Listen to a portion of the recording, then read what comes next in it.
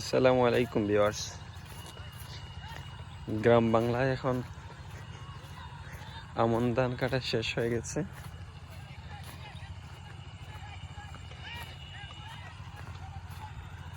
তারপর শুরু হবে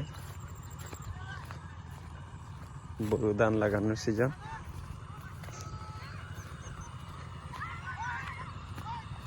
আমি আমাদের বর্তমান বোরো ধানের যে চারা রোপণ চলতেছে, এই চারা রোপণের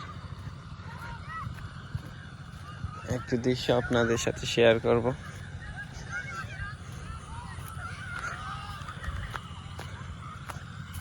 আমি আমাদের লোকাল যে বনাঞ্চল সেখানে এসেছি।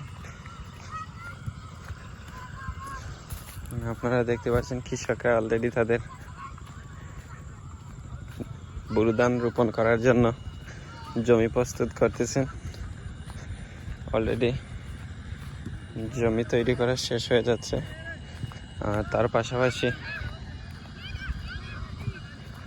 বোরো ধানের চারাও গজাচ্ছে। আশা রাখি অল্প কিছুদিনের মধ্যেই বোরো ধানের চারা জমিতে রোপণ করা হবে। তো চলুন বর্তমানে বোরো ধানের চারা কেমন ফলন হলো একটু দেখে আসি। আপনারা জানেন এবছরের ওয়েদার কৃষকদের অনুকূলে থাকায় ফলন অনেক ভালো হয়েছে আমন ধানে। এখন এই বোরো ধানের চারা মাটিতে ফেলে রাখা হয়েছে। এগুলো 30 থেকে 35 দিন সময় হলে তারপর রোপণের যোগ্য হবে। এই চারাগুলো অনেক সুন্দর, সবুজ কার্পেটের মতো দেখাচ্ছে, অসাধারণ। হচ্ছে বোরো ধানের চারা।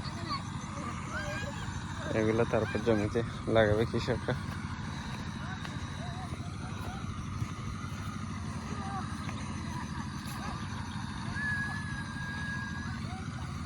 খুবই চমৎকার।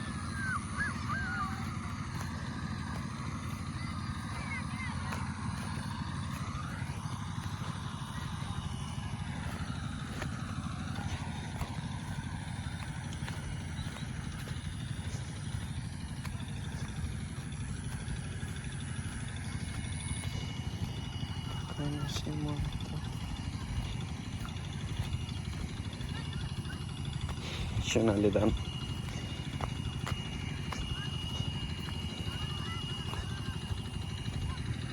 এটা সত্যি অসাধারণ। সূর্য উদয়ের প্রাক্কালে এসেছি আপনাদের দেখানোর জন্য। সত্যি অসাধারণ একটা ভিউ। অস্ট্রেলিয়া মাঝ সূর্যাস্ত হবে, একটু পরে সূর্যাস্ত হবে। আর এই সূর্যাস্তের সময় আমি আসলাম আপনাদের সাথে শেয়ার করার জন্য।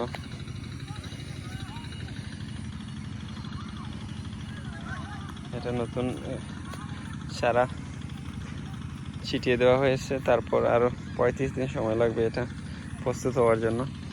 তারপর কৃষকরা এইসব জমি থেকে চারা উকরিয়ে তারপর এই যে কৃষকের জমিগুলো দেখতে পাচ্ছেন, সবগুলো হচ্ছে বোরো জমি। এগুলাতে রোপণ করা হবে। এই দেখেন,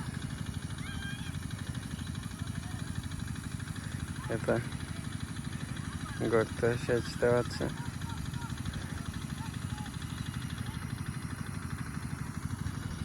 এটা হচ্ছে কৃষকের, এই জমিগুলো হচ্ছে কৃষকের সন্তানের মতো। কৃষকরা সারা বছর স্বপ্ন দেখেন কবে তাদের বোরো ধানের সময় আসবে এবং সুন্দরভাবে ফসল তুলতে পারবেন। এটা সত্যি অসাধারণ তাদের কাছে, এটা ফিলিংসটা অসাধারণ।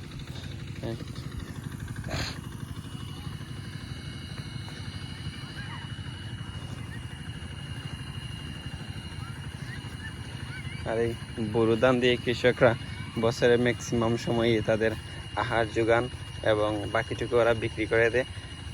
সো এটা হচ্ছে কৃষকদের একমাত্র আয়ের উৎস, বিশেষ করে সিলেটের কৃষকদের জন্য। সিলেটের কৃষকরা তাদের আয়ের উৎস হিসাবে এই বোরো ধানকেই প্রাধান্য দেয়। সিলেটে এই দেখেন হেক্টরের পর হেক্টর জমিন পড়ে আছে, কোনো কিছুই আবাদ করা হয় না। আপনারা দেখুন, হেক্টরের পর হেক্টর জমি আবাদ হয়ে আছে। এখানে কোনো কিছু চাষ করা হয় না, শুধুই আমন ধান এবং বোরো ধান, এই দুইটাই সিলেটে সবচেয়ে বেশি হয়।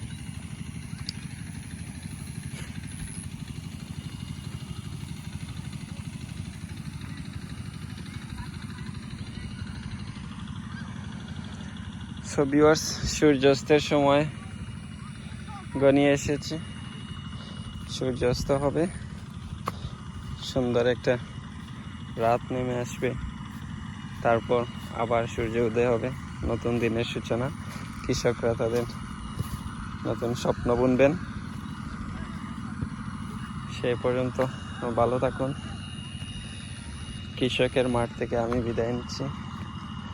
ভালো থাকবেন, সুস্থ থাকবেন। আসসালামু আলাইকুম।